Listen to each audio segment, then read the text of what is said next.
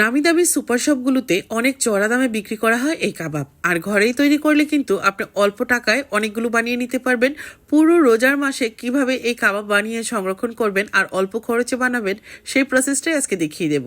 আজকে কিন্তু frozen process পুরোটাই দেখাবো। আশা করছি ভালো লাগবে আজকের এই কাবাব রেসিপি।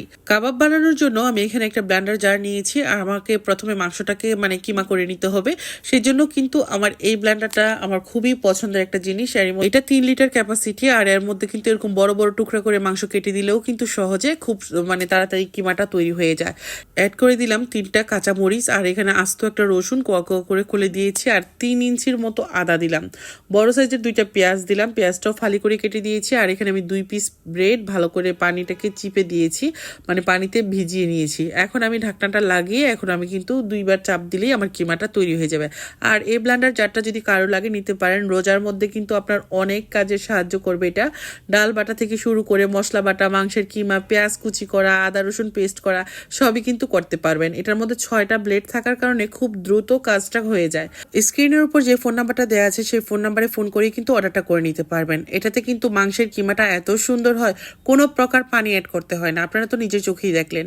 এখন আমি এখানে দিয়ে দিলাম স্বাদ মতো লবণ অ্যাড করে দিলাম, আর যে কোনো ব্র্যান্ডের কাবাব মশলা 4 টেবিল চামচ পরিমাণ অ্যাড করে দিবেন।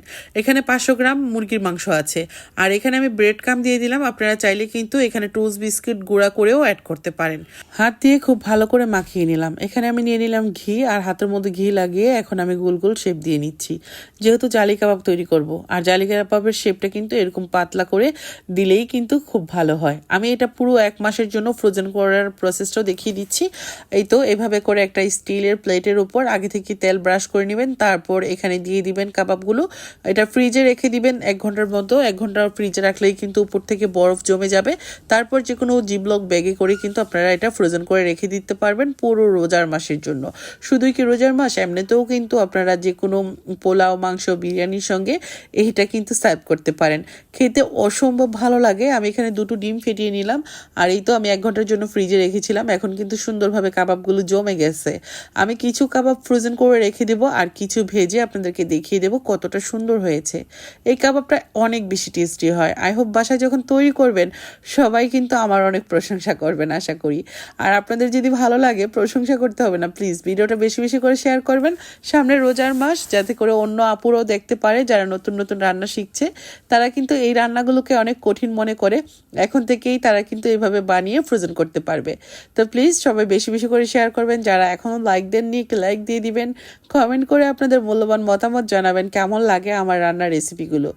এখন ডিমের মধ্যে ডিপ করে আমি সরাসরি গরম তেলে ছেড়ে দিব, আর এটাকে আমি 4 মিনিটের মতো ভেজে নেব। প্রথমে চুলার আঁচটা বাড়ানো থাকলেও পরে কিন্তু চুলার আঁচটা মিডিয়ামে করে দিব। রোজার মধ্যে আমরা যত আইটেমই করি না কেন, এই টাইপের 2-1টা আইটেম না থাকলে কিন্তু ভালো লাগে না, তাই না? মনে হয় যে বাইরে থেকে কাবাবটা কিনে আনি, আর বাইরে যখনই আমরা এই ধরনের কাবাব কিনতে যাই খুব চড়া মূল্যে কিনতে হয়, আর টেস্ট কিন্তু এত ভালো আসে না। আর এইটা যদি আপনারা ফুল রেসিপিটা ফলো করে বাসায় তৈরি করেন, আমি কথা দিচ্ছি আপনাদের রেসিপিটা অনেক বেশি মজার হবে, সবাই খুব পছন্দ করবে। আর চেষ্টা করবেন, আসলে আমি সবসময় শানের মশলাটাই পছন্দ করি, শানের যে কোনো মশলাই আমার ভালো লাগে। আমি কাবাব তৈরিতেও শানের মশলাটাও কিন্তু অ্যাড করে থাকি। তো আপনারা চাইলে কিন্তু শানের মশলা নিতে পারেন, শানের যে কাবাব মশলাটা আছে ওটা নিতে পারেন। তো এখন আমি সবগুলোকে উল্টে পাল্টে 4 মিনিটের মতো ভেজে নিচ্ছি। আর এই তো এখন কিন্তু আমার কাবাবগুলো ভাজা হয়ে গেছে, তুলে নিচ্ছি তেল থেকে। এই কাবাবটা আমার বাসায় কিন্তু সবাই এত বেশি পছন্দ করে, তাই কিন্তু আজকে একটু বেশি করেই ভেজে নিব, কারণ প্রথম দিন বানালাম আজকে অনেক দিন পর।